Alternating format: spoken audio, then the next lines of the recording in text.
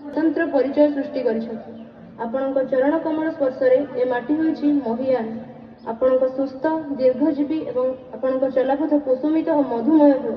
यह ही अगणित छात्र छात्री गभीर हृदय पवित्र कामना। आपणक गुणमुग्ध ओल्ड स्टूडेंट्स एसोसिएशन धरमपुर एक चाषी परिवार।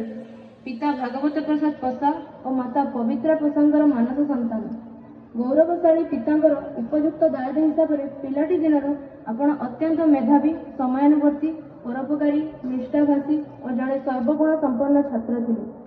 ओडिशा सरकार तफसिलभुक्त जाति और जनजाति कल्याण विभागस्थ गणासिका आश्रम विद्यालय में विज्ञान शिक्षक हिसाब से योगदान देते। आपणक एकाधारे जड़े छात्रवत्सल, बाग्मी, क्रीड़ाविद एवं संस्कृति संपन्न मनीष।